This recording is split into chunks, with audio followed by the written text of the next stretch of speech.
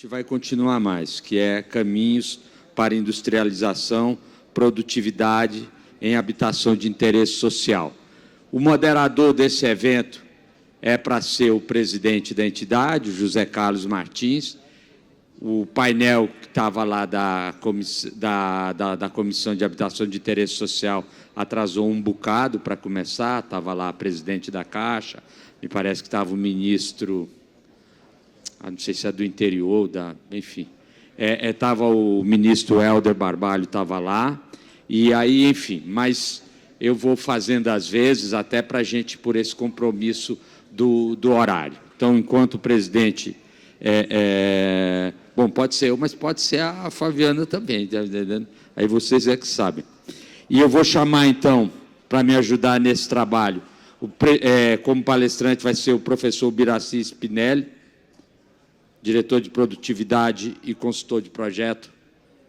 Se puder, uma salva de palmas ao nosso palestrante, a gente agradece.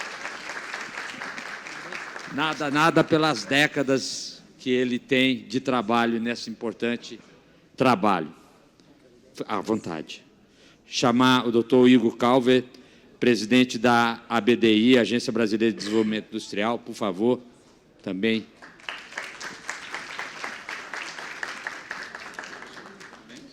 Como vai? Tudo bem? Aqui? À vontade. Sempre palestrante, parceiro recorrente dos trabalhos que a CEBIC desenvolve.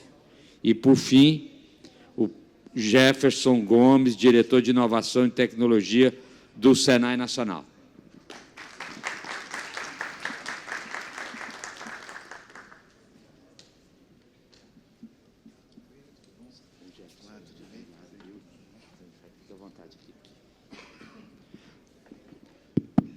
Então, dentro do esquema que eu estou falando, então, eu fico de moderador, palestrante é o professor Biraci, e o presidente Igor e o Jefferson fazem a função de painelistas, né? Bom, de fato, não estava esperando fazer esse papel, mas alguma coisa a gente pode sim falar em termos de industrialização para habitação de interesse social, que volta o tema, agora de manhã mesmo, estava no Conselho de Administração, o governador Tarcísio, recorrentemente, na sua fala, citou a questão de habitação de interesse social.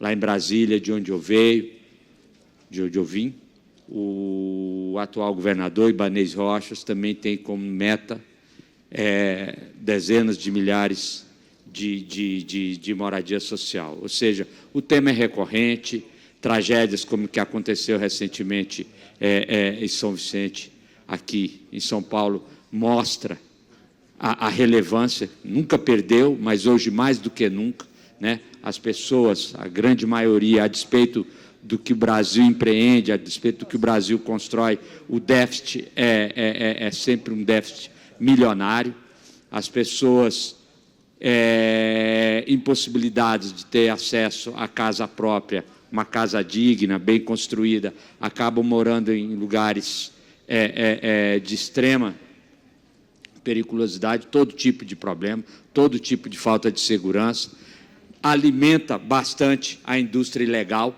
a grilhagem de terra nos centros urbanos. Recentemente eu vi uma matéria em que mais de 50% das moradias brasileiras são construídas de maneira ilegal, em locais ilegais. Então, ou seja, a leniência do Estado, principalmente, em dar vazão a esse importante trabalho de interesse social, acaba alimentando essa indústria. Por outro lado, a gente viu no Minha Casa Minha Vida, desde quando iniciou minha experiência enquanto presidente da Comissão de Materiais e Tecnologia e na questão da industrialização, a despeito das dificuldades, é um dos poucos nichos, né? Foi o nicho onde industrialização conseguiu cumprir, de alguma forma, um pouco o seu papel. não fossem processos construtivos industrializados, a gente teria ainda resultados bem aquém do que a gente tem tido no que diz respeito à questão de moradia social, notadamente aí o processo da parede de concreto armado, que começou incipiente, hoje você consegue realizar até prédio de 14, 15 andares. Foram projetos que, sem dúvida nenhuma, tiveram oportunidade de crescimento graças à moradia social. Recentemente, da madeira está começando a cumprir algum papel. Enfim, então, assim, é um vasto campo e a industrialização, mais do que nunca, cumpre o seu papel. Então, eu queria passar ao professor Ubiraci, fica à vontade para fazer a sua intervenção também. Bom, tem aí.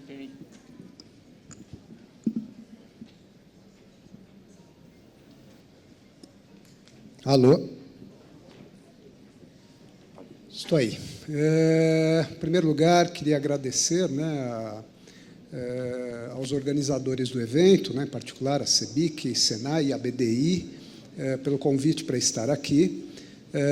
E hoje, né, fui convidado para falar, né, de algumas coisas que me tocam, habitação de interesse social, por toda essa importância colocada, essa demanda social que o nosso país tem. A produtividade, que é um tema que é a minha paixão, né? Adoro discutir produtividade, é um tema que a gente estuda há muito tempo, e essas duas coisas interligadas pela industrialização, que pode, na nossa opinião, ser o caminho para se conseguir produtividade que torna a habitação de interesse social mais viável, além da demanda social, resolvermos, né, a questão econômica envolvida em prover uma quantidade grande, né, de habitações aí para a nossa população. Para passar aqui... Para passar slide. Opa, não tinha encontrado aqui. Obrigado. Bom, comentando, né, sou engenheiro civil, tenho uma carreira acadêmica, mestrado, doutorado, livre-docência, na maior parte do tempo ligado a assuntos de gestão da produção, e muitas dessas vezes tendo o tema produtividade envolvido. Sou professor lá da Poli há muitos anos, também nessa área de tecnologia e gestão da construção. Quem quiser conhecer um pouco mais do trabalho, desse tema, do que eu consegui apresentar, tem uma série de...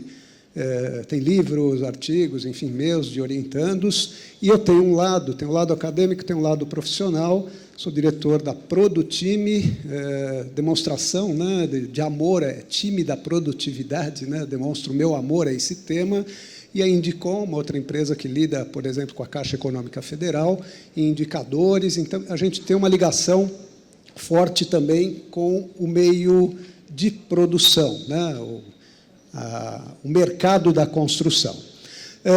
Vamos falar das habitações de interesse social, sua construção. Falando de HIS, qualidade é fundamental, em qualquer obra de construção, talvez até mais importante para essa classe de renda que não tem capacidade de fazer modificações se algo não saiu com o desempenho esperado. E o outro lado, né, o lado de custo. A gente tem muito o que fazer e tem pouco dinheiro para isso, né? Eu gostaria de ter mais dinheiro. Custo é uma coisa ainda mais relevante do que é em outros tipos de construção, na minha opinião. E a industrialização, não tenho tempo para defender isso mais categoricamente, mas é um caminho forte que pode nos levar a ter habitação, né, e ter habitação eficientemente falando. Reflexos da industrialização quanto ao custo, tem vários também, mas dois a gente quer destacar aqui. Um deles é produtividade. Normalmente, eu podia usar produtividade no uso de materiais, tem menos desperdício, mas a gente lembra sempre de mão de obra, né? Então, homem-hora por metro quadrado, a industrialização tem fortemente esse potencial de reduzir a demanda de homens-hora por metro quadrado. E a velocidade não deixa de ser um reflexo da produtividade, mas tem um lado seu, né, individual, né, velocidade de construção, pode ser muito importante também, por exemplo, para minimizar custos indiretos, para ganhos financeiros, etc., Dois pontos que normalmente são fundamentais para que eu viabilize soluções com nível de industrialização maior, né, que, como regra, trazem um custo do insumo, né, um pouco maior, eu tenho que ganhar em outros lugares, às vezes eu já ganho desde o começo, mas supondo que eu pague mais por um produto com nível de industrialização maior, eu gostaria de ter ganhos, produtividade e velocidade são importantíssimos. Falando de produtividade, cenário do Brasil, quantas horas de um homem trabalhando eu preciso para fazer 1 metro quadrado de construção? Essa resposta não pode ser única, não vou cravar um número, né? Isso é típico de produtividade, uma faixa, e não é uma faixa que varia do mínimo para o máximo de 5%, 10%, ele está falando de 5 homem-hora por metro quadrado, mas típico de uma construção modular, super bem organizada. Há um outro extremo de uma construção não repetitiva, com muitos serviços, com um projeto não tão bem resolvido e com muita moldagem em obra, o que tranquilamente me levaria a 70 homem-hora por metro quadrado. Grande problema dessa faixa, se eu perguntar, fala, Camila, sua obra em que lugar está aí dos 5 aos 70? Eu acho que, né, a gente tem uma precariedade de lidar com um tema que é básico para a industrialização, que é conhecer a nossa eficiência. O trabalho que a gente vai descrever tem um pouco a ver com isso. Vamos estar falando de industrialização, e eu vou lembrar de cara que industrialização não é somente pré-fabricação, não é somente fazer partes da obra numa fábrica, né? Traz junto, como regra, mecanização, como regra, né, em níveis mais altos de industrialização, eu tenho componentes maiores, agregando alguns subsistemas, eu preciso de ferramentas maiores para movimentação, enfim, precisão, preciso de mais mecanização. E tem um item que, de vez em quando, a gente esquece, que se chama organização. Sem organização, o pré-fabricado e os equipamentos ficam muito menos úteis do que eles poderiam ser. Então, essa é uma palavra-chave. Mostrar um exemplo, a gente tem aí, ao longo dos últimos anos, tem vários trabalhos, esse é um deles que eu acho bem interessante. Quem tem a minha idade lembra que a gente usava barras de aço de 12 metros, né, que, num certo momento, a gente passou a usar componentes pré-cortados e pré-dobrados, isto é, o fornecedor gastava mais energia na fábrica, cortando e dobrando as peças que estão no projeto, né? E hoje a gente está indo mais fortemente para uma gaiola, para uma armadura pré-montada. O fornecedor me entrega a gaiola, eu ponho a gaiola no lugar. Bom, quem olha fala, pô, é óbvio que a produtividade vai melhorar. Diria, experiência aí própria, né, pessoal, não é óbvio. A primeira passagem, a gente trabalhou com um dos grandes fornecedores de aço, e eu fui chamado porque a produtividade que era na casa para fazer bloco a partir de barras, cortando, dobrando e montando na obra, era algo entre 35 a 45 homem-hora por tonelada, né? E ele colocava o cortado dobrado na obra e a produtividade continuava 35 a 45. Né? O que acontecia? Veio um componente novo que deveria mudar a forma de organização do trabalho. Como as empresas não estavam preparadas para isso, nos momentos em que o operário cortava e dobrava, ele ficava na obra sem ter o que fazer. Então, ele gastava o mesmo homem-hora por tonelada.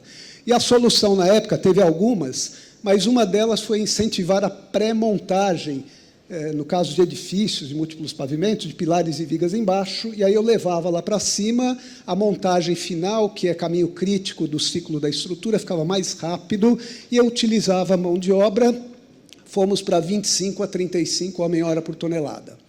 Veio agora a gaiola pré-montada, né, a armadura pré-montada. Problema semelhante estava acontecendo, até que a gente tem investido em programar, a gente chama de microprogramação do serviço.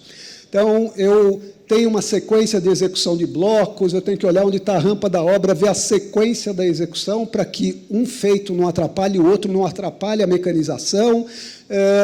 Planejamento, como se fosse o planejamento da obra, o microplanejamento. Industrialização demanda organização, e organização, quanto mais industrializado, na minha opinião, é mais importante a mecanização. Onde a gente chegou aqui, 5 a 10 homem-hora por tonelada. Então, esse nível de variação é que a gente precisa buscar na industrialização ou em níveis de industrialização maiores. Contextualizando, justificando o trabalho que a gente vai aqui propor, eu diria que há uma necessidade contínua de inovação e melhoria, não podemos ficar parados. Se a gente não crescer 4%, não melhorar a nossa produtividade 4% ao ano, ao final de 10 anos, a gente está com 50% de defasagem quem apostou nisso. Então, é uma obrigação, não é nem que eu quero melhorar, eu não posso ficar parado. Baixo conhecimento e baixa utilização dos sistemas industrializados. Por mais que a gente conheça, vou pôr umas fotos, a gente conhece pouco no nível que eu preciso para melhorar o meu poder de tomar decisão e me organizar, e a gente não tem referência de produtividade. O trabalho, a gente pretende combater esse tipo de coisa, para que a gente possa discutir uma variedade de sistemas. Hoje, na feira, vi outros que eu não lembrei na hora de colocar, mas a gente sai lá na ponta esquerda superior de um, vou chamar convencional, não desmerecendo, uma estrutura de concreto armado, alvenaria, revestimento de argamassa moldado em loco, e chega aqui embaixo, à direita inferior, numa montagem de módulos. E tem toda uma gama de diversidade no meio, alvenaria estrutural, olha, alvenaria estrutural com laje pré-fabricada, um nível de industrialização um pouco maior, paredes moldadas de concreto, com formas manuseáveis ou macropainéis, estrutura de aço, não gosto dessa foto, eu gosto dessa, eu vou montar pilares e vigas, eu tenho que montar painéis, fazer alvenaria, adoro alvenaria também, mas não é coerente com o nível de industrialização que a gente quer alcançar. Na linha de baixo, coisas mais modernas, vamos chamar assim, peças pré-fabricadas, podia ser pilar, viga e laje alveolar também, mas ali paredes e lajes pré-fabricadas, steel framing, wood framing e módulos. Então, a gente precisa entender o que esses sistemas têm de bom e como eu me organizo para extrair o máximo dele, para viabilizar que eles entrem fortemente nas habitações de interesse social. O trabalho que a gente está propondo, né, temos discutido com a BDI, com a CEBIC, um trabalho que tenta resolver os problemas que eu citei. A gente definiu, a priori, como foco um edifício de 4 pavimentos, térreo mais 3, 4 apartamentos por andar, um representante que a gente acha importante, tem que ter, o trabalho vai ter 3 etapas. Na primeira e na segunda, é importante a gente ter um padrão para poder fazer comparações, essa foi a proposta. Estudaríamos 2 sistemas convencionais, 1 ou 2, para ter de referência, e até 5 desses com nível de industrialização superior. Coleta de dados, por tradicional, a gente já tem dados, né, nos últimos anos, eles foram acumulados em grande quantidade. SINAP da Caixa, a gente está há 13 anos, né, Camila, trabalhando, coletando dados no Brasil inteiro, então a gente tem uma riqueza de dados, não precisa coletar mais dados. Os subsistemas alternativos, sim, e aí a gente tem 3 momentos de coleta. Um deles em que os especialistas coletam. Eu, por exemplo, com um time que a gente vai montar, vamos coletar informações e ver algumas obras, mas com uma visão de especialista que muda na segunda etapa, onde a gente vai por volta de 10 canteiros de obras, 5 de nível de industrialização superior, 2 obras para cada um. Vamos ter alguém na obra o tempo inteiro, durante um grande período de tempo, para ter dados, né, os dados reais que estão acontecendo, e, no final, a gente pretende abrir essa busca de informações e tomada de decisões para os construtores de uma maneira geral. Então, tem a ideia da abertura. O trabalho prima também, ou preconiza, uma divulgação e aprimoramento incrementais ao longo do trabalho, está previsto por ter 2 anos de duração. A cada momento, a gente traz mais informações e divulga. Debates contínuos, estou falando de trabalho, né, discutir, enfim, e aumentar a capacidade de tomar decisão, isso é importante, esse é o grande objetivo, né? Como produtos mais palpáveis, a gente vai ter um manual de comparação entre os sistemas construtivos para ajudar na tomada de decisão, um banco de dados que ainda é mais rico para poder, né, todo mundo entender onde é que está o nível de eficiência, o nível de velocidade dos sistemas, as boas práticas, o que elas induzem de coisas melhores ou não. Uma calculadora, ainda que simplificada, para facilitar um novo usuário, ou um usuário tradicional que quer checar um outro sistema, ele teria ali um pontapé inicial nessa sua decisão.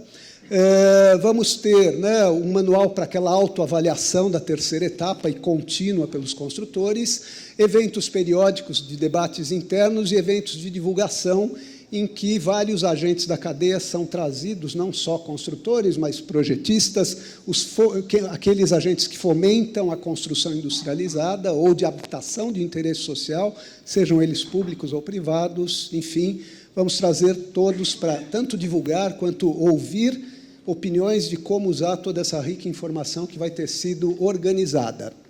Pensando um pouco mais amplamente, existe uma meta da CEBIC de aumentar a participação da construção no PIB, vamos crescer, tem espaço para isso, né?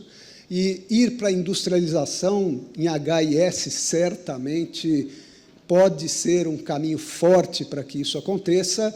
Vamos melhorar a produtividade da construção, deixa de ser, não vamos ser mais criticados, né? Vira e mexe, a gente é criticado, patinho feio das indústrias, não é verdade, mas vamos ainda melhorar o nosso patamar, vamos avaliar os diferentes sistemas, dar subsídios para escolher o processo pelas pessoas. Não existe um processo melhor, existe uma série de situações de contexto que me levam a ir mais para uma situação ou para outra. Vamos tomar essa decisão sabiamente, otimizar o investimento público, né? Acho que estávamos falando de pouca verba para atuar nessa área tão necessária, que é dar habitação, né, para as pessoas de menos poder aquisitivo. Então, otimizando o investimento público e ainda impactos ambientais, redução das perdas, desperdício de materiais, social, né, dar habitação, fazer o operário virar um operário mais de indústria que de uma área mais de manufatura de menor, né, qualidade, enfim, e governança. Queremos que todos tomem decisões, não só porque eu acho, e sim porque eu consigo saber que é melhor, eu consigo demonstrar, fica muito mais fácil tomar a decisão e justificá-la. Enfim, a industrialização é, para mim, eu acho que para nós aqui do grupo, CEBIC, a BDI, né, Senai, não diria ser diferente, a industrialização é o caminho, né, é um caminho, mas eu diria que é o caminho, por ser aquele mais forte, para que a gente tenha eficiência na produção de habitação de interesse social, e a ideia do trabalho é fazer com que isso realmente aconteça. Desculpem a correria, sei que o tempo é pequeno aqui, mais tarde eu fico à disposição para as questões, era isso que eu queria apresentar, obrigado.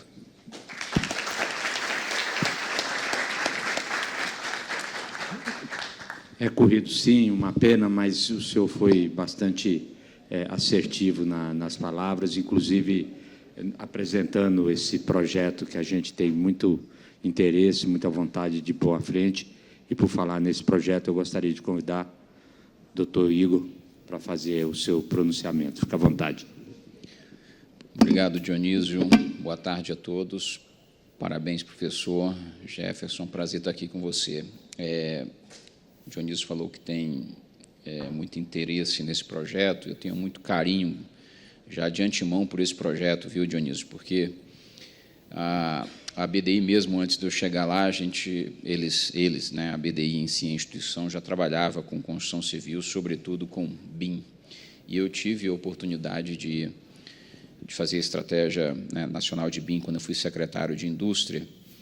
E, muitos anos depois, né, uma coisa que eu percebo, professor, é que a gente continua, muitas vezes, discutindo as mesmas coisas. Né? BIM, a gente discute muito BIM, não sei se é porque é um vício da BDI, né, com os projetos, e também a produtividade do setor de construção civil. Recentemente, em 2021 e 2022, nós conduzimos 2 estudos na BDI, não sei se é do seu conhecimento, nem do Jefferson, mas certamente alguém aqui já ouviu. Um que a gente fez o mapa da digitalização das micro e pequenas empresas no Brasil. E a gente tem uma escala que varia de 0 a 100, né? 0 ela não é nada digitalizada e 100 ela é uma ultra digitalizada. Na média, as micro e pequenas empresas no Brasil chegavam ali a pontuar 40, então estava abaixo da média, inclusive. Se a gente tivesse o recorte nas empresas de construção, elas estavam 35, abaixo da média das micro e pequenas empresas no Brasil em geral, todos os setores. O que eu sempre ouço, ou sempre ouvi, é de que as empresas do setor de construção são empresas muito tradicionais, têm um turnover grande, e que tem uma dificuldade, né, até por formação de recursos humanos no chão, na obra ali, no canteiro de obra, que é muito difícil você internalizar certas tecnologias, né, os sistemas produtivos mais modernos. Isso era o que eu sempre ouvi. E aí, em 2022, nós resolvemos fazer uma pesquisa, agora com os profissionais. Ouvimos 10 mil profissionais da construção, arquitetos e engenheiros, um trabalho que acho que durou mais de um ano, e também chegamos à conclusão que o próprio profissional do setor, né, muitos tinham pouca informação, por exemplo, sobre métodos muito mais avançados já em construção em outros lugares, como, por exemplo, o uso ou de IoT em canteiro de obra, ou realidade virtual, realidade aumentada. A média ficava ali, se eu botar de 1 a 4, 1 ou 2, né, e com pouca troca de informação, inclusive, também. São alguns achados que eu vou até não me, diante do professor aqui, me permitir até não comentar esses achados, né, para deixar um pouco para as nossas discussões. Então, quando eu vejo, e a nossa equipe CEBIC e a BDI tem trabalhado muito nesse projeto, é por uma razão só, que a gente, na BDI, acredita que o processo de industrialização, sobretudo para habitações de interesse social, ele pode gerar ganhos de produtividade, acho que para a economia em geral. A gente está falando de, hoje, salvo o melhor juízo, 2,5 milhões de pessoas formalmente empregadas no setor de construção civil. O setor que, apesar dos pesares, cresce mais do que a média da economia brasileira e que tem, por si só, uma cadeia muito longa. Tá? É uma cadeia muito longa que pode desde a areia até o aço, passando por serviços muito, muito modernos, inclusive. Quando a gente faz ou pensa um projeto como esse, que é a industrialização, o que a gente está querendo, assim, basicamente, né, industrialização per si, se a gente pegar o conceito, talvez, do século XIX, início do século XX, você tinha que fazer padrões. A padronização gerava escala, e a escala gerava processos mais eficazes. E a gente quer que isso aconteça também, né, na construção civil, de maneira a tornar mais eficaz, reduzindo custos. Reduzindo custo, aumentando, eventualmente, margem e gerando um processo de competitividade maior para a nossa indústria, trazendo, né, o professor citou muito bem a questão da organização, que é um grande problema também. Eu não sei os dados da construção civil per si, mas a gente tem um projeto com o Senai há muitos anos, que é o Brasil Mais Produtivo. Eu não sei se o Jefferson já me ouviu contando essa história, que a gente queria dar maior produtividade em chão de fábrica, isso era a manufatura em si.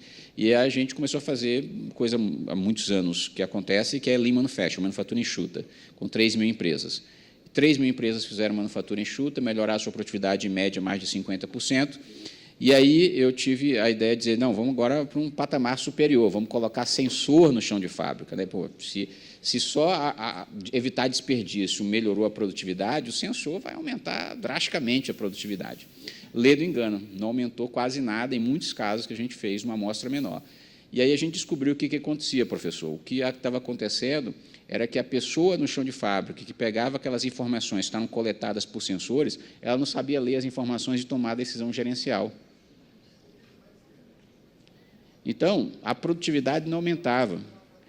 Aqui, quando a gente está falando, talvez, veja, eu, no meu ledo engano, alguns anos atrás, não, vou botar tecnologia e vai aumentar sempre a produtividade, mas não aumentava a produtividade.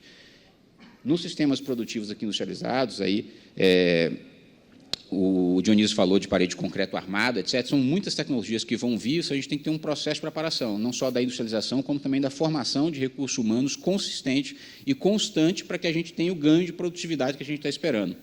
E, nesse caso desse projeto específico, que eu vejo com muito carinho, nós vamos pegar vários sistemas industrializados, né, de produção industrializados, nós vamos dar um duplo ganho, e aí eu termino para passar a palavra para o Jefferson.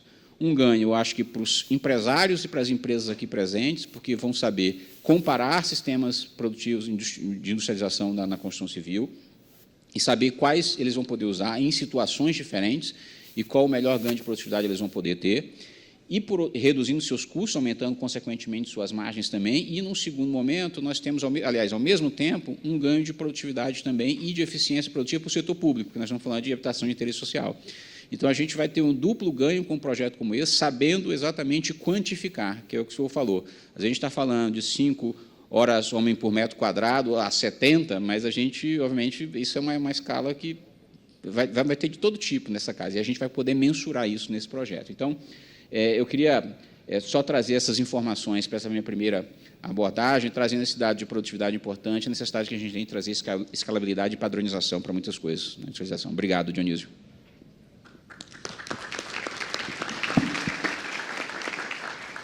A gente que agradece, mais uma vez, a sua contribuição. Por fim, o diretor de Inovação e Tecnologia, Jefferson Gomes, do SEBRAE Nacional.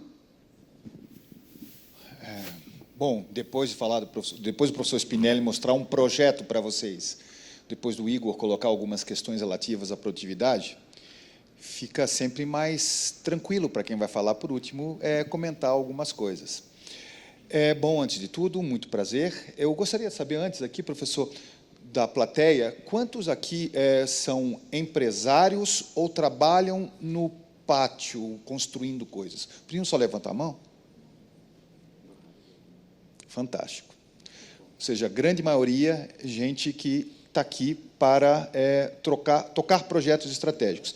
E aí, pessoal, eu queria dizer uma coisa para vocês. Tudo bem, eu não vou começar falando dos nossas mazelas. Eu tive a honra de ser presidente do IPT, Instituto de Pesquisas Tecnológicas, aqui do Estado de São Paulo, durante 3 anos. E lá aprendi um pouco sobre mazelas nossas, a defesa civil, como é que é, a questão dos assentamentos urbanos precários, tudo que acontece, e várias mazelas relativas às questões de produtividade. Nos Institutos Senais de Tecnologia e de Inovação, nós já fizemos centenas de projetos relacionados a isso. Mas esperem um pouquinho. Sempre quando falarem da gente a respeito de construção civil, é importante dizer algumas coisas. Eu sou de uma escola que não me permite não acreditar nas coisas. Eu sou de uma escola, sou professor de uma escola, o Instituto Tecnológico de Aeronáutica, onde ela foi feita para fazer uma fábrica de aviões. E ela tem uma das grandes fábricas de aviões do mundo. Essa mesma escola aprendeu a fazer aeroportos. Vários aeroportos do mundo que foram montados por várias empresas brasileiras, inclusive o aeroporto de Miami, por exemplo, são projetos feitos por brasileiros que estudaram e desenvolveram.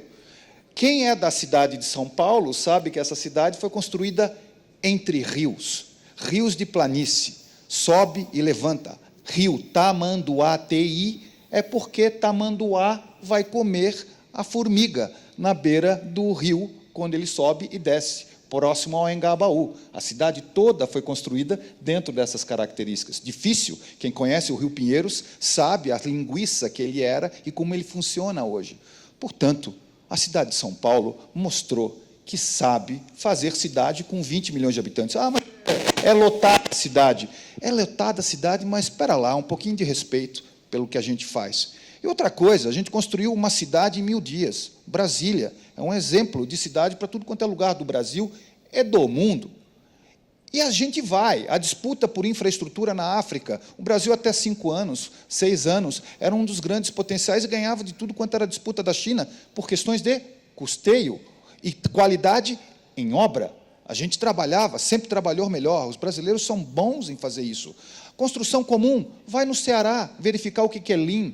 No Ceará se faz Lean pra caramba. E, olha, é uma indústria muito forte de construção de edifícios. E quer ir para o Sul?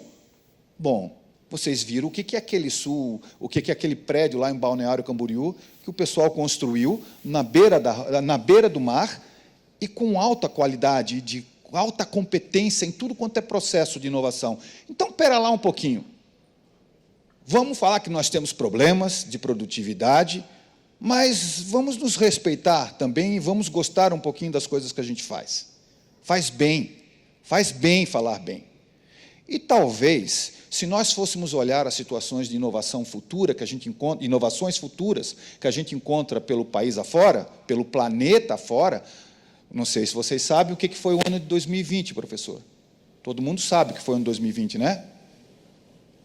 Não, 2020 provavelmente todo mundo sabe que foi o primeiro ano na história da humanidade em que o número de pessoas com mais de 65 anos passou o número de pessoas com menos de 5 anos.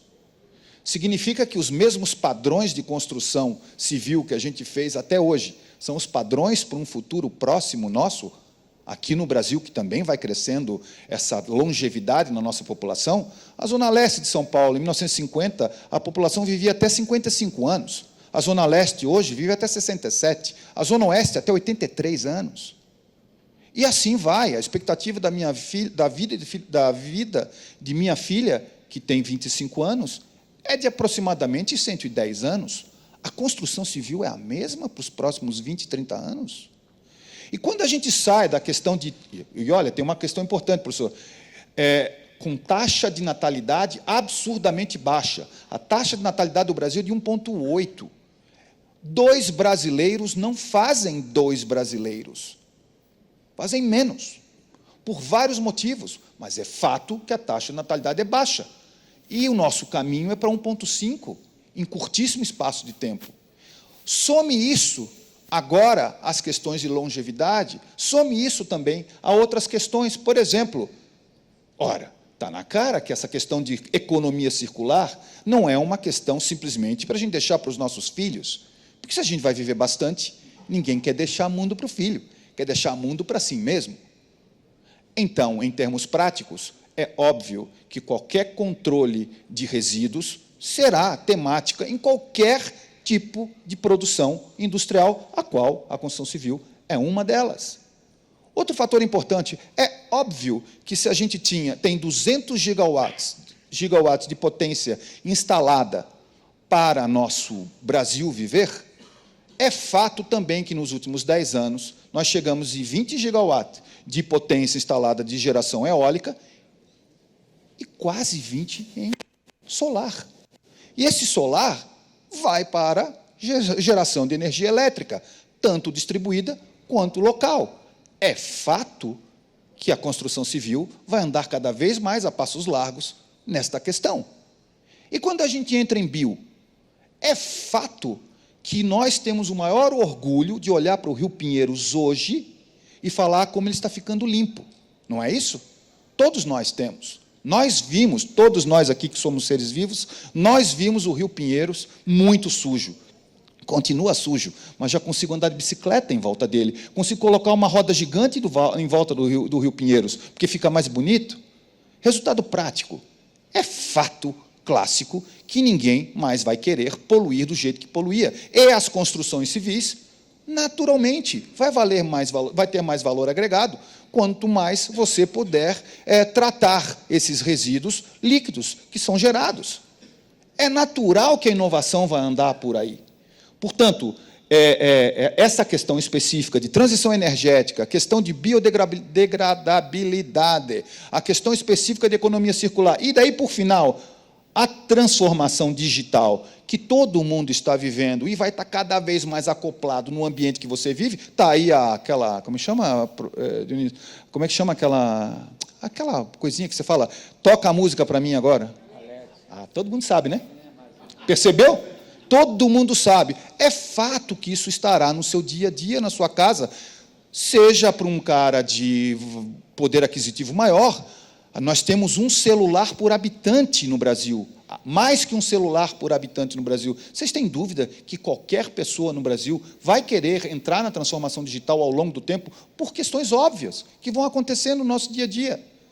Eu não estou falando de assentamento urbano precário, estou falando que a gente vai conseguir, eu penso que a gente vai conseguir ao longo dos anos mitigar essa situação. Está aí a cidade de São Paulo, sendo a cidade de São Paulo super vazio, que pode ser pensado de maneira diferente. Mas o fato, para terminar essa história, é que a transformação digital vai impactar. E daí, falando sobre o que você comentou, só para fazer o fechamento, um estudo agora do que foram feitos, do Fórum Econômico Mundial, chegou a algumas conclusões por que transformação digital tem problemática. E é óbvio, professor, produtividade, se você não estudar, não passa de ano, neném. Tem que estudar mesmo, tem que botar o pessoal para aprender. O Senai formou mais de 80 milhões de brasileiros, só para vocês saberem.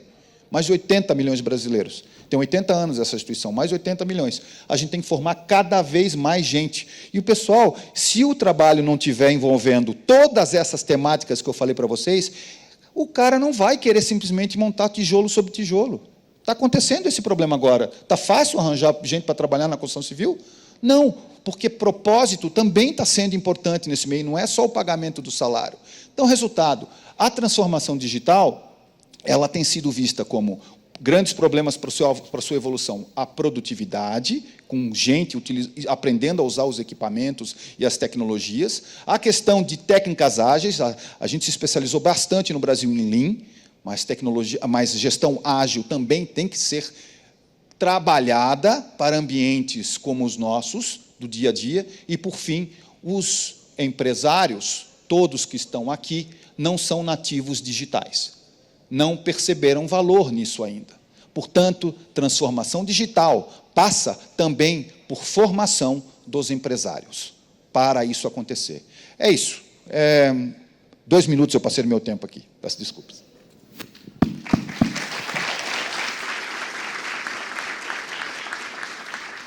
Eu achei que você ia falar bem quando você bateu no celular e ficou prestando atenção. Esse tipo de gente, eu falo, passo o recado, bacana, gostei. Muito obrigado, viu?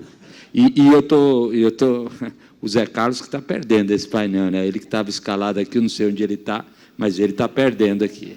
Mas está bom, eu depois conto para ele alguma coisa do que eu estou aprendendo. Mas, olha, muito bom. Você finaliza assim dessa forma auspiciosa e deixa a gente bastante esperançoso e feliz saber que a gente aqui na CEBIC então, tem essa oportunidade dessa parceria com o professor Ubiraci, que é uma referência, e com um parceiro como o Igor e a BDI, é um parceiro que não é de hoje, é um parceiro que está na luta aí há muito tempo. Ele fala essa história do BIM. Hoje o BIM é moeda fácil aqui, apesar de complexo e tudo. Mas lá atrás, né, Igor, quando a gente começou, era difícil e a gente nem sabia, nem acreditava que podia chegar nesse que está aí, né? E é um desses pequenos orgulhos que a gente tem. Enfim, eu queria ter um pequeno espaço, né, Hugo, para abrir a pergunta para a plateia, não sei. Alguém quer fazer uma pergunta? A gente só pede para que seja objetivo. Aqui, o jovem aqui. Você diz o seu nome, por favor, e a empresa, enfim, a associação. Boa tarde a todos. Eu sou Hugo, sou de Santa Catarina, levo em engenharia. Eu queria saber, talvez não seja exatamente o tema, mas se existe uma política para que a habitação social seja possível que pequenas construtoras se beneficiem também de todo esse trabalho que o governo vem desenvolvendo, e todo esse dinheiro que pretende se injetar no mercado e vem injetando, porque a gente sente uma dificuldade muito grande de conseguir participar dessas. Se a gente falar em 100 casas, uma média de 100 mil, estamos falando de 10 milhões. As pequenas construtoras não têm isso em caixa, né? E eu acho que seria interessante dividir mais esse mercado. Eu queria saber se vocês têm conhecimento de alguma política nesse sentido, para que talvez possa ser permitido que construtoras construam aí habitação de interesses sociais, tipo de 10 unidades, 20 unidades, assim, em lotes menores. Ele não endereçou para ninguém, mas não sei se alguém quer falar alguma coisa sobre o tema. Eu desconheço. Não, você quer falar? Eu não desconheço. Eu vou já declaradamente fugir um pouco de uma resposta direta, mas eu vou responder de uma outra maneira, né? Eu acho que a industrialização, né, ela tem o lado da padronização, o lado da escala, mas lembrar que a industrialização pode ser aberta. Então, ela pode dar margem a produtos não exatamente iguais, ainda que mantendo a padronização. Eu acho que não é impossível eu ter construção de habitação de interesse social por empresas ou em contingentes menores, né? Eu acho que, às vezes, tem vou dizer, um problema que às vezes é grande. Na época do boom, teve um boom de construção de habitação de interesse social, alguns anos atrás, que tinha como lógica ter um terreno enorme, que era longe da cidade, demandava levar água, esgoto, etc., quando eu tenho áreas menores, internas, né, que perdem certamente algum interesse na equação global de custo somente, mas que pode trazer uma solução interessante. Eu não sou um definidor de política habitacional, mas eu acho, e diria até o próprio trabalho poderia pensar nisso, né? Consultoras no Brasil, elas cresceram um pouco de tamanho nos últimos anos, mas são consultoras ainda muito pequenas, né? Ou tem grandes consultoras que são formadas por pequenas construtoras que são subempreiteiros. Então, acho que esse é um problema que tem que ser endereçado, né? Tem que se tomar um cuidado com ele. Não acho impossível que isso aconteça. Política específica para fomentar isso, eu passaria a palavra para os outros à mesa, se alguém tiver algo melhor, mas queria acrescentar isso aí. Não, eu também não sei se existe a resposta direta, não sei se tem. Só que, sem dúvida nenhuma, a gente ia ter que discutir, não nesse nível que a gente está discutindo aqui, acesso a crédito, né, porque você falou questão de financiamento e taxas diferenciadas para isso acontecer, inclusive com questões de garantias reais dos bancos, né? Então, mas aqui, certamente, eu desconheço. Tá? Então, eu não sei se o Jefferson ou mesmo o Dionísio conhecem o assunto. Ou o Zé Carlos, que acabou de chegar. O Zé Carlos sabe de tudo. Então anunciar a presença do presidente Zé Carlos. Eu, dos 4 aqui, eu me proponho, inclusive, sair da cadeira e dizer... Não, sei não, eu pego para o senhor. Mas eu acho que só vale esse investimento em industrialização.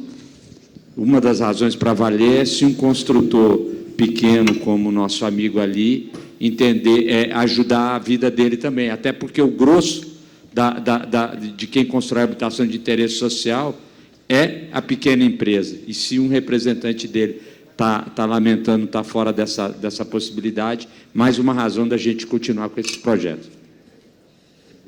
Cheguei agora.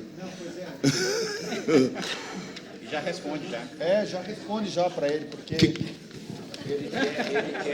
quer que chegue para ele esses bons ventos da indústria. Para a pequena empresa, é possível ter para... Deixa eu falar para vocês. Política para interesse social para pequenas empresas. Social. Deixa eu dizer para vocês.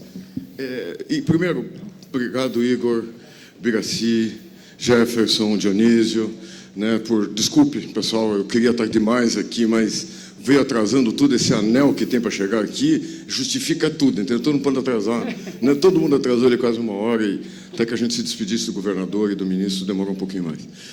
Esse projeto que a gente está querendo produzir, ele começa lá atrás com uma não sei quem fez a pergunta, ele começa com um desafio que nos fizeram, que perguntaram assim: vocês querem vender mais casa? Vocês querem ter um processo produtivo mais eficiente? Vocês já pensaram no modelo de negócio de vocês? O modelo de negócios que existe hoje, ele é válido, ele está certo ou está errado? O que nós fazemos hoje? Cada um é o rei da cocada preta e tem a sua tecnologia própria e faz do seu jeito. Me desculpem, nós não vamos a lugar nenhum desse jeito. Nós temos que ser montadores. Nós temos que montadores comprando tecnologia de um terceiro que tem uma capacidade de investimento muito grande e que desenvolva essa tecnologia através do tempo. Então, aí, não importa que você seja um pequeno ou que você seja um enorme, a tecnologia de alguém que vai estar te fornecendo pode até ter um valor diferente no fornecimento da tecnologia. Mas, na verdade, você vai ter acesso à tecnologia que vai poder brigar com qualquer um. Porque enquanto que um grande tem uma escala maior, você tem uma eficiência muito maior de conhecer o teu cliente, de conhecer a região, de conhecer o terreno, de conhecer um monte de coisa. Então, vamos dizer, no instante que a gente entender que a gente tem que montar um modelo de negócio no qual existam fornecedores de sistemas construtivos, com muita tecnologia embarcada, tá certo? Com muita tecnologia, com muito conhecimento lá dentro. Porra, a Fiat não faz a caixa de marcha dela, pelo que eu sei. E a Fiat, não é isso? Por que nós temos que fazer, o nosso modelo construtivo? Sabe que mania de besta é essa nossa? Não está certo. Então, mas é lógico que isso é uma cultura, isso é coisa de uma geração, é coisa desse tipo. Então, eu estou aproveitando isso para colocar o que tem no cerne de tudo que a gente pensa. Então, vamos dizer, um projeto como esse é para escancarar as diferenças de produtividade que a gente tem com relação ao mercado. Um dos projetos mais eficientes que a CEBIC teve foi quando a gente começou a combater acidente do trabalho, que a gente fez exatamente uma calculadora, que você entrava ali e botava os teus dados e comparava o quanto que você pagava mais de seguro de acidente do trabalho, porque você estava acima da média nacional. E daí compensava muito mais você investir em saúde e segurança do trabalho do que você ficar pagando mais seguro de acidente do trabalho. É a mesma coisa agora. Vamos lá, vamos começar a comparar os sistemas construtivos, porque o sistema construtivo estava agora ali na casa da Pacaembu, que é um sistema de alvenaria, de cerâmica, coisa e tal. Pô, tive esses dias na fábrica da Alea, que faz fábrica casa de madeira, né? Tem não sei o quê, vai ter o steel frame. Temos que ter nós que somos consultores, nós temos que ter um leque de oportunidades, de ofertas, e a gente vai escolher, certo, Igor? Aquilo que melhor se adapta ao meu local de trabalho, à minha personalidade, ao meu jeito de entender, essas coisas todas, essa diversidade que é tão maravilhosa. Então, a tua pergunta é, sim, nós temos que fazer, e é esse o objetivo da CEBIC, que principalmente os pequenos e médios tenham capacidade de competir com os grandes, porque senão vocês vão acabar, porque senão vocês não vão ter escala para competir. Eu me lembro que uma vez eu li um livro que é A Riqueza na Base da Pirâmide, e lá o cara descrevia que quem mais tem que tecnologia é quem produz para pobre. Porque o pobre você precisa ter escala e você precisa ter muita tecnologia embarcada para você poder atender com aquela necessidade através de um preço coerente com a capacidade de compra deles. Se a gente não perceber isso, cada dia mais o nosso produto, o que está acontecendo hoje? Nosso produto descasou do bolso das pessoas por causa do aumento de custos de materiais. O que a gente pensa é que é uma coisa transitória, no ciclo histórico vai se resolver. Mas não vai se resolver se a gente não cuidar de produtividade. Isso é obrigação nossa que a gente tem que fazer tudo. Se isso me estendi na resposta, mas essa levantada de bola que se deu aqui me deu a oportunidade até de botar o porquê, tá, Igor? Que a gente faz tempo que tenta desenvolver isso. A hora que a gente compara uma coisa com outra, você começa a ver o quanto você está eficiente ou quanto você está ineficiente. E daí você tem que ir atrás do prejuízo, senão você quebra. É esse que é o objetivo, é sim, fazer o povo correr. Eu vou abrir para mais uma pergunta, então, e aí a gente encerra o painel. Muito obrigado, viu, presidente, pela colocação agora. O senhor perdeu, o pessoal falou muito bem também. Muito bem.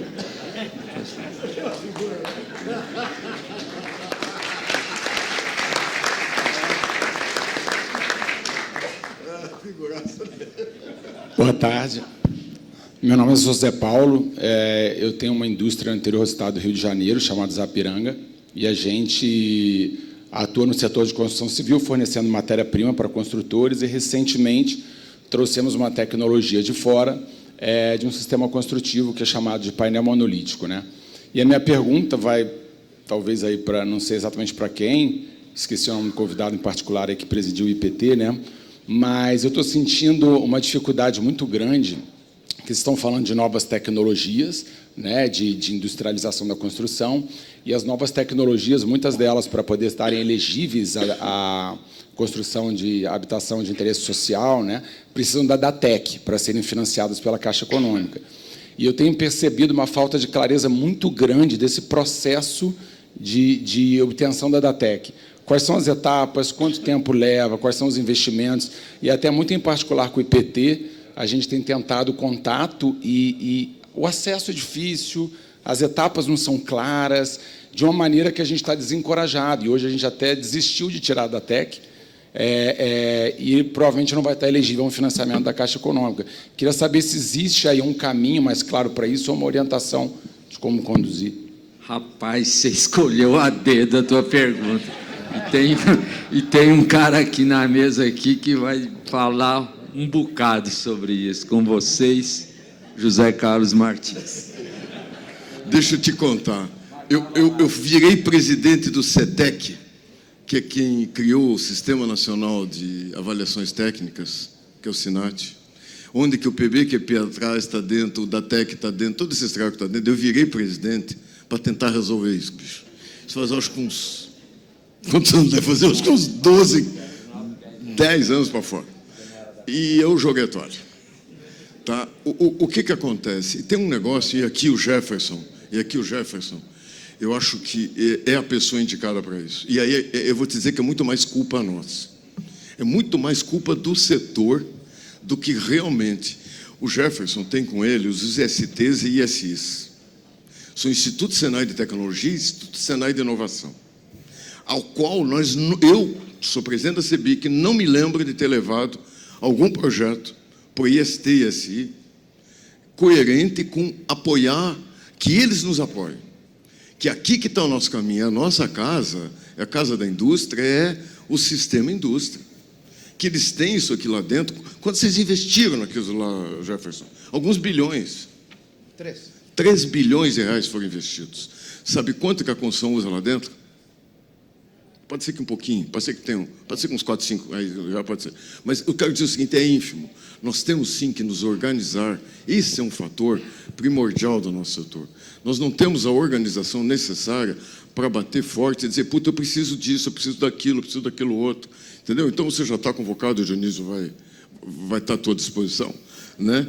Para que vamos ver isso aí, de como é que a gente pode fazer. Mas da TEC é um terror, porque da TEC até... por que esse treco foi inventado? Para ser mais rápido que uma norma. Ele demora mais que uma norma. Não tem cabimento, isso aí foi feito para fazer em 3 meses. Só que a forma como ele foi concebido, a forma como foi feita, é de uma construção que não é a construção que a gente quer mais, é a construção de décadas de trás. Certo? Não é mais. O nosso negócio é outro. A gente carrega alguns estigmas ao longo do tempo que não dá mais para carregar. Entendeu? Então, vamos dizer isso. Você quer ver? Qual é o problema disso aqui? Sabe aquela história que tinha? O biscoito vende mais porque é fresquinho ou é fresquinho porque vende mais, não é isso? Então, o que acontece? Tem instituto, não tem instituto porque não tem demanda. Não tem, entendeu como é que é? Então, como não tem, sabe, você não tem, sabe? Então, vamos dizer, na verdade é o seguinte, a gente primeiro teria que acostumar a usar esses institutos, usar mais tecnologia, fazer produtos mais qualificados. Como você tem um monte de sistemas construtivos no Brasil que poderiam estar ajudando, até por particularidades locais. Esses dias eu estive em Rio Branco, no Acre, que foi um dia que me deixou assim, bem tonto na cabeça. Eles levam cimento de Brasília. Eles levam cimento de Brasília. Tem cabimento uma coisa dessa? Quantos dias um caminhão carregando uma carreta de cimento lá para chegar em Rio Branco, no Acre? Então não tinha que ter um outro sistema construtivo adequado para o Acre? É lógico, é lógico. O Brasil é muito grande, é muito diverso. Mas eu acho que é isso. Tem que berrar, bata, xingue, reclame da gente que vai sair um jeito, vai ter certeza. Alguém quer complementar sobre a TEC? Eu acho que tem umas questões importantes aí. Não é só oferta e só demanda. O link entre oferta e demanda começa a se tornar mais simples no mundo, né? O mundo digital permite isso. Se você quer um link entre qualquer tipo de oferta, qualquer tipo de demanda, de qualquer outro tipo de produto, você vai rápido numa Amazon da vida e compra, numa Magalu da vida e compra, né? Agora, você tem entre aspas, eu vou botar uma palavra anglicana, que eu acho feio pra caramba fazer isso, mas vou botar um marketplace. Vamos dizer que a gente consiga fazer, e com as coisas que já existem. Se você tem hoje qualquer tipo de dificuldade, onde é que você procura? Onde é que vocês procuram? Se tem qualquer tipo de dificuldade, onde é que vocês procuram? Não, no YouTube. Já passou a época do Google de vocês. Vocês não vão mais aí, escrevem. Vocês vão no YouTube e ver como é que o cara resolveu no vídeo. Não é assim que eles estão fazendo? O cara da Google que falou isso para mim. Eu perguntei isso para ele. Ele fez essa pergunta para mim, eu respondi, o Google. Ele falou, não, YouTube. E quebrou. YouTube é da Google. Mas o fato é que nós temos que aumentar os Institutos Senais de Tecnologia e de Inovação, e os IPTs da vida, nós temos que aumentar a USP, nós temos que aumentar na maior quantidade possível o acesso gratuito, transparente, para qualquer tipo de empresário no Brasil. É fato. E a única maneira de fazer isso é usando o que já tem pronto. Não vai inventar. Usa o que já tem. porque daí você consegue a famosa escala que o Zé falou. Escala, perenidade, sustentabilidade, os 3 pilares para qualquer tipo de piloto. Então, amigo, bora trabalhar, bora fazer isso sair do papel. Coloca como um compromisso aqui, Zé. No Congresso aqui de 2023, nós determinamos que íamos tentar aumentar em 20% essa capacidade. Bora botar. Senai? O 20 é bastante, tá? Não é? É pouco? 30?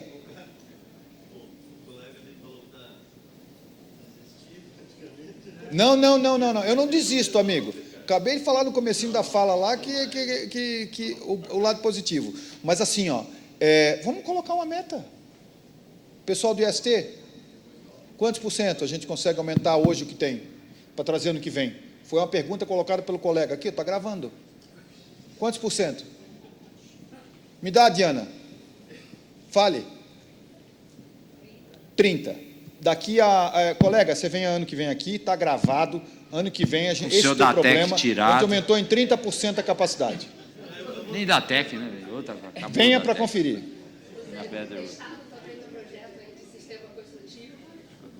Tá bom? Maravilha. Com esse desafio, acho que a gente fecha muito bem esse painel. Uma tarde que começou muito bem, está melhorando ainda. A gente agradece bastante ao Jefferson, ao Biraci, que vai estar aqui no próximo, né, Biraci? Ao Igor, mais uma vez, e ao presidente Zé Carlos por ter nos dado a honra da presença aqui no painel. Muito obrigado.